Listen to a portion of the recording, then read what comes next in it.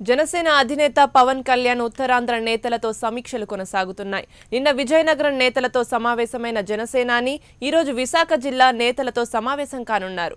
ఈ రోజు వామపక్షాల నేతలతో కూడా పవన్ భేటీ కానున్నారు. సీట్ల సర్దుబాటు, ఎన్నికల ప్రచారం, ఇతర అంశాలపై చర్చించనున్నారు. ఈ అంశానికి సంబంధించి మరింత సమాచారం మా కరెస్పాండెంట్ పులేంద్ర లైవ్ లో అందిస్తారు.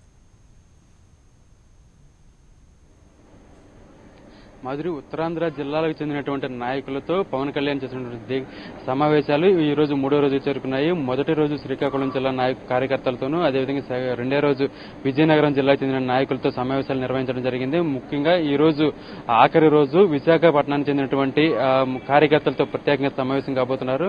2019 ఎలక్షన్ లో ఏ విధంగా ముందుకు వెళ్లాలనే దాని మీద ఒక దిశానిర్దేశం చేయడం జరిగింది. అదేవిధంగా నాయకులతో పాటు కార్యకర్తలకు కూడా సమాన ప్రాతినిధ్యం ఉంటుంది. ముఖ్యంగా పార్టీకి సంబంధించినటువంటి కమిటీల నియామకంలో కార్యకర్తలు కూడా పెద్దపీట వేస్తాము. అదేవిధంగా మహిళలకు కూడా 33% రిజర్వేషన్ అమలు చేస్తాము. మహిళలు కూడా ఎక్కువ ప్రాధాన్యం కల్పిస్తామని చెప్పేసి పవన్ కళ్యాణ్ వారికి చెప్పడం జరిగింది. దీనికి అనుగుణంగానే కార్యకర్తలు నాయకులతో సమీక్షగా కలిసి 2019 ఎలక్షన్ లో పనిచేయాలి, పార్టీని విజయపదంగా తీసుకువెళ్లాలని చెప్పేసి వారికి దిశానిర్దేశం చేయడం జరిగింది. అదేవిధంగా నిన్న సాయంత్రం ఎన్జీఓస్ తో కూడా ప్రత్యేకంగా సమావేశం కావడం జరిగింది. ముఖ్యంగా ఉత్తరాంధ్ర జిల్లాల్లో ఎన్జీఓస్ చేస్తున్న సేవలు ఎంతో శ్లాఘమని చెప్పేసి కొనియాడడం జరిగింది.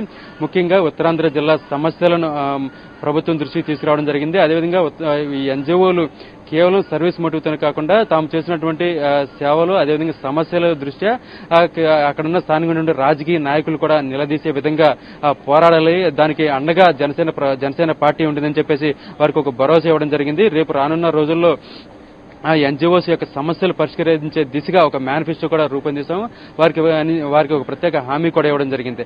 అయితే దీనితో ఈ రోజు మరికొద్ది సేపట్లో పవన్ కళ్యాణ్ వామపక్ష నేతలతో ప్రత్యేకంగా భేటీ కాబోతున్నారు. ఇప్పటికే 2019 ఎలక్షన్ లో మిగతా ఏ పార్టీలతోనూ పొత్తులుండవు, కేవలం వామపక్ష పార్టీలతో మాత్రమే కలిసి ఎలక్షన్ లో పోటీ చేస్తామని చెప్పేసి పవన్ కళ్యాణ్ చెప్పడం జరిగింది. ఈ నేపథ్యంలోనే గతంలో ఒక మారు వామపక్ష నేతల రాష్ట్ర అధ్యక్షులతో సమావేశమైంది.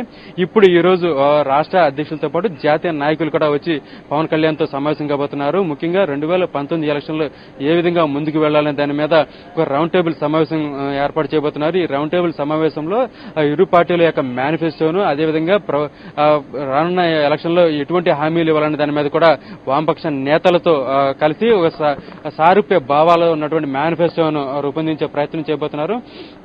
జనసేన పార్టీ నుంచి నాదెండ్ల మనోహర్ తో పాటు పవన్ కళ్యాణ్, నాదెండ్ల మనోహర్, అదేవిధంగా కొంతమంది ప్రముఖ నాయకులు కూడా పాల్గొనబోతున్నారు. దీనికి తోడు ఇంకా వామపక్ష జాతీయ నాయకులు సురవరం సుధాకర్ రెడ్డి, అదేవిధంగా బివి రాఘవులు, జెల్లి విల్సన్, ఇలా అనేక మంది నాయకులు కూడా ఈ వామపక్ష పార్టీ నుంచి పాల్గొనబోతున్నారు. వీరందరూ కూడా 2019 ఎలక్షన్ లో అటు వైసీపీ, ఇటు టీడీపీ రెండు పార్టీలను ఏ విధంగా ఎదుర్కోవాలి, ఈ రెండు పార్టీలను ఎదుర్కొనేందుకు ఏ విధంగా ముందుకెళ్లాలనే దాని మీద ఒక క్లియర్ గా ఒక మేనిఫెస్టోను రూపొందించబోతున్నారు. దీనికి తోడు సీట్ల పంపకం, అదే సీట్ల భర్తీ అనే దాని మీద కూడా ఈ రోజు ఒక కూలంకుషమైన చర్చ జరిగే అవకాశం ఉంది. మొత్తానికి ఈ రోజు పొత్తుల మీద ఫైనల్ చేయబోతున్నారు. గతంలోనే రాష్ట్ర నాయకులతో చర్చలు జరిపి ఎన్ని సీట్లు కావాలి, రెండు పార్టీ ఉమ్మడిగా ఎన్ని సీట్లలో పోటీ చేయాలని దాని మీద ఒక అవగాహన రావడం జరిగింది. అయితే ఈ రోజు జాతీయ నాయకులతో ఈ పొత్తుల విషయం, అదేవిధంగా సీట్ల పంపకాల దాని మీద ఫైనల్ చేయబోతున్నారు.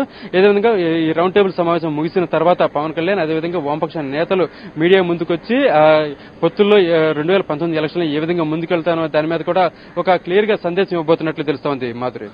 Okay, right. Thank you Pulendra.